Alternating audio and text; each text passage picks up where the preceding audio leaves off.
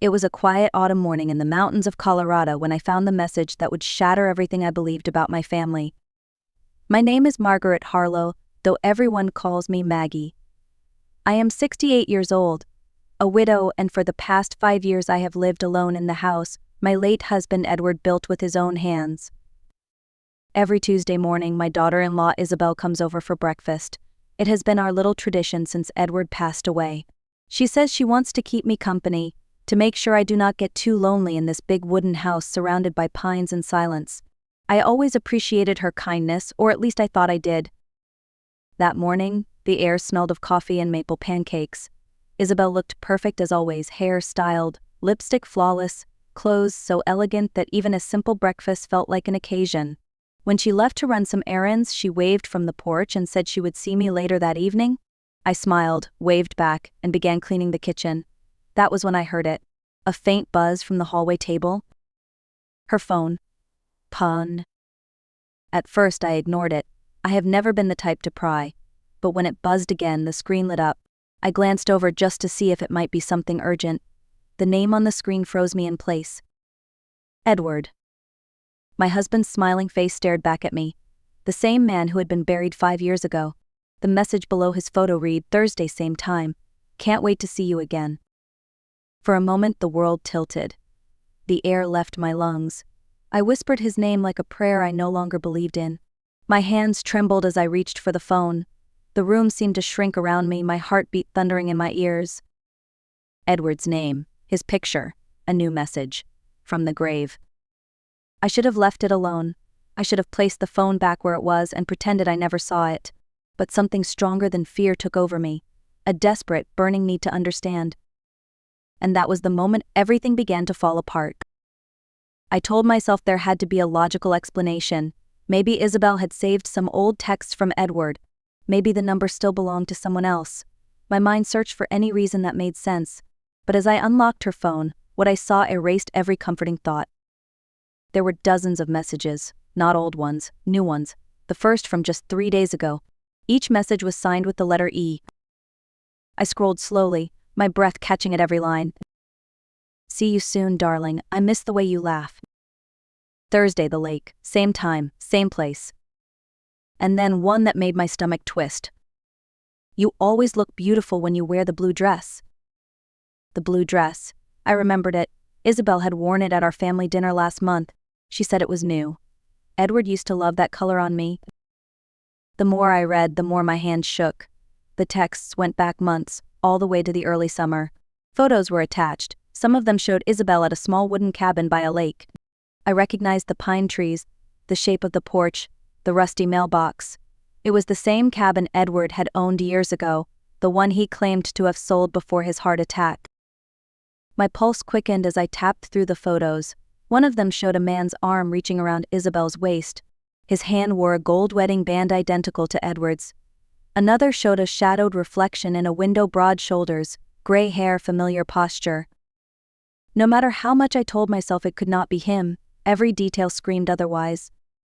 For a few minutes I sat frozen on the couch, the phone still warm in my hands. I wanted to cry but could not. My thoughts spun between disbelief and horror. Could Edward have faked his own death? Had Isabel been part of it? It was everything I had mourned, every tear I had shed, just a performance. I stared at his photo on the screen, the same one from our wedding day that I had placed in his coffin. The same smile, the same eyes. I whispered aloud, "If you were out there, Edward, why would you do this to me?" Outside, the wind rose through the pines, brushing against the house like a whisper from the past. I knew there was only one way to get answers. I had to find that cabin. And deep down, I already feared what I might find there. The next morning I went down to the basement where Edward's old documents were stored. Boxes full of yellowed papers, receipts, and photographs filled the shelves. Dust floated through the sunlight, making the room feel like a forgotten museum of our life together. I found the box marked property records. My hands trembled as I opened it. There, folded neatly inside a plastic sleeve, was the deed to the Silver Pine Lake cabin, still in Edward's name. He had never sold it. He had lied. For a long while I just stood there staring at the paper. Then something inside me hardened. I grabbed my car keys, wrapped my coat around my shoulders, and drove. The road to Silver Pine wound through tall pines and patches of early snow, It was the same road Edward and I had taken on our anniversaries, long before the heart attack that stole him from me. My chest tightened as I turned onto the gravel path that led to the cabin.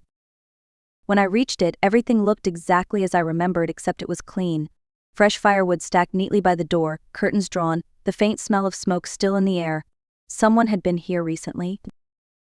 I hesitated at the porch, listening. Only the wind and the rustle of trees answered. I pushed the door open. Inside, the cabin looked lived in. 2 glasses sat on the table, half full of red wine.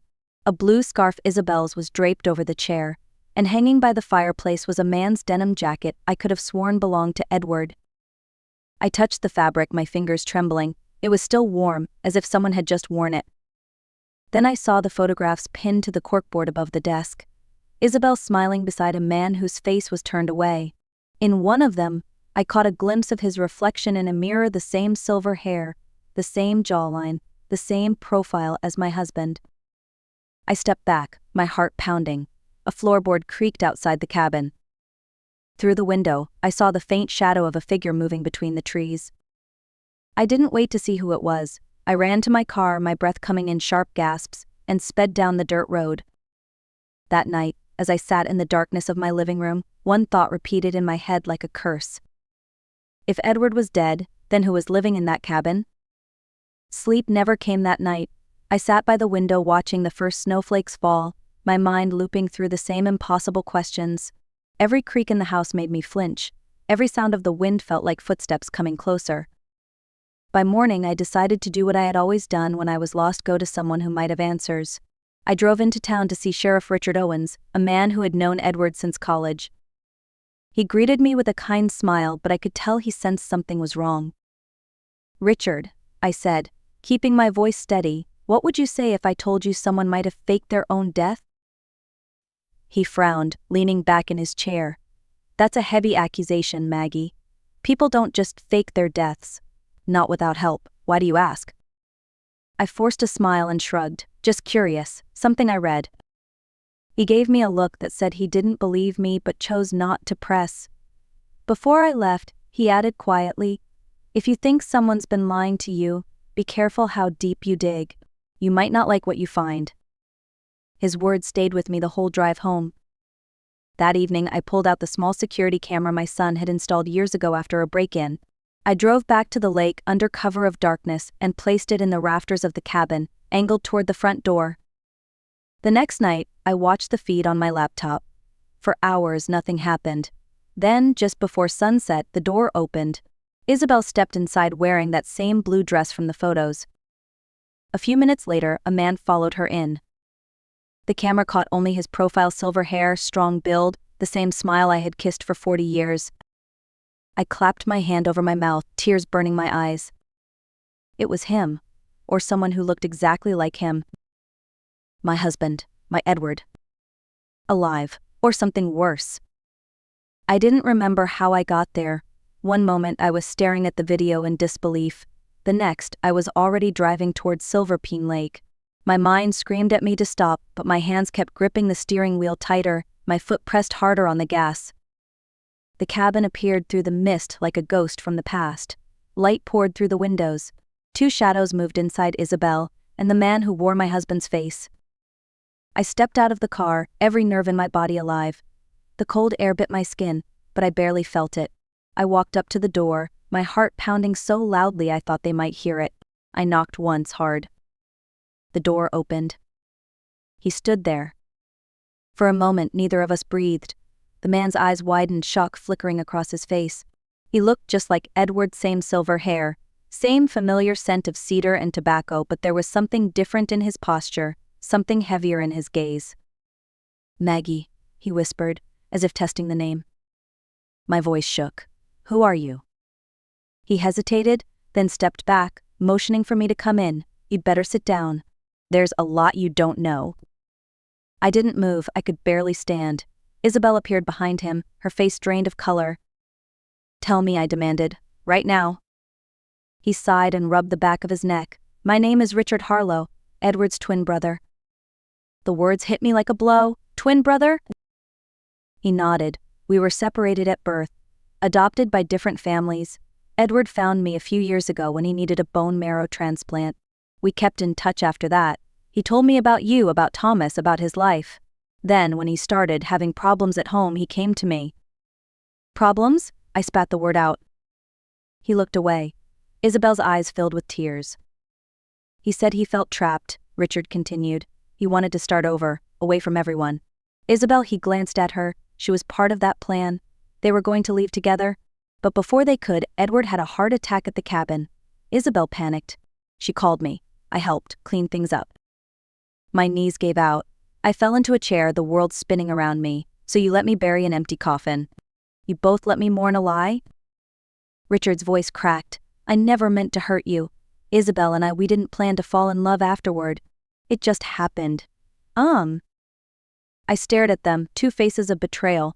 My chest ached with something beyond anger, beyond grief. For the first time, I realized revenge might not mean destroying them. It might mean letting them live with the weight of what they'd done.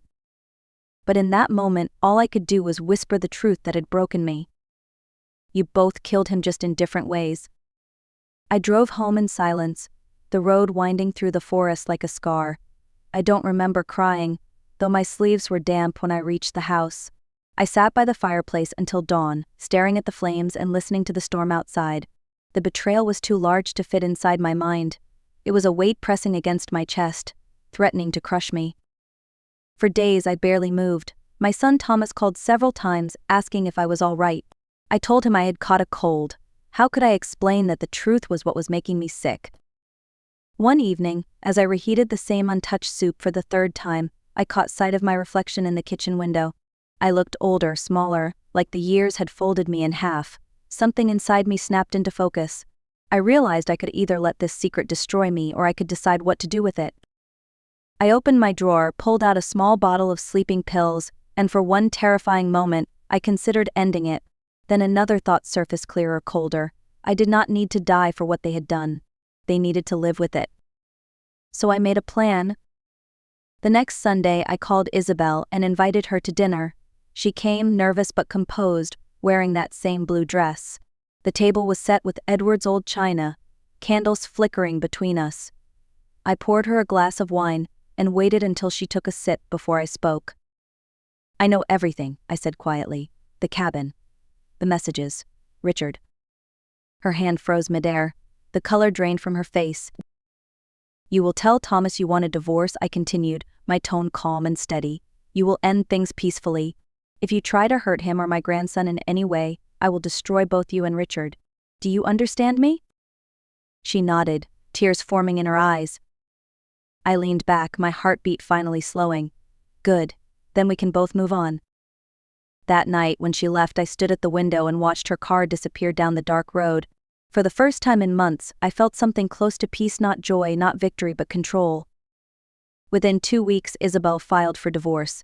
The papers arrived quietly, with no drama, no accusations. She told Thomas that she needed to find herself, that the years of grief had changed her. He believed her. Maybe he wanted to. He had loved her for so long that even her lies sounded gentle when she spoke them. The divorce went through smoothly. Isabel moved to Oregon, claiming she had found a teaching job there. Thomas stayed in Colorado with Eli, our grandson, who was 14 and too busy with basketball practice to notice how the house had grown quieter. At first, Thomas struggled. He worked long hours at the auto shop, trying to fill the silence with noise. I cooked dinner for them most nights, pretending everything was normal. Little by little, life began to take shape again. One afternoon, Thomas came home with a shy smile. There's someone I want you to meet, he said. Her name's Sophie. She's Eli's science teacher. When Sophie walked in, she carried warmth like sunlight. She wasn't glamorous like Isabel, but she was kind. The kind that listened more than she spoke. Watching Thomas with her felt like watching someone learn how to breathe again. Months passed. Eli's laughter filled the house again. Sophie joined us for dinners, holidays, and before long she and Thomas started planning a future together. For the first time since Edward's death, there was joy without guilt. Then, one spring morning, a letter arrived in the mail. The handwriting was delicate, familiar. Isabel. I hesitated before opening it. The note inside was short. Maggie. I thought you should know that Eli met Richard last week. He doesn't notice the resemblance. Thank you for keeping the secret. Isabel. I stared at the words until they blurred. There was no apology, no remorse, just quiet acknowledgement of the silence we both maintained. I walked outside, the wind cool against my face, and struck a match. The paper curled, blackened, and turned to ash in my hands. I whispered into the smoke, "Some things are better burned than remembered." For the first time, I felt the past losing its hold on me. Maybe revenge didn't always come with fire or fury. Sometimes it came with letting go. 3 years passed. Life had settled into something soft and steady. Thomas and Sophie were married now, and Eli was heading off to college. The house felt lighter, filled with laughter again. I had begun to believe the past had finally gone quiet. Until one afternoon in June. We were celebrating Eli's 18th birthday at a small lakeside restaurant. The music played softly, candles glowed on the tables, and I could almost pretend that everything was simple again. Then I saw her. Isabel, standing at the entrance holding a gift bag, and beside her was a man tall, silver-haired, with familiar eyes and a faint scar above his brow. Richard. For a second, the room disappeared. My chest tightened. Sophie turned to me, whispering, "Do you know them?" I forced a smile. "Yes, that's Isabel, Ellie's mother, and her friend." They walked over. Isabel's smile trembled as she greeted everyone, carefully avoiding my gaze. Richard extended his hand to Thomas. "Richard Lane," he said smoothly. "Nice to finally meet the family." Thomas shook his hand without hesitation.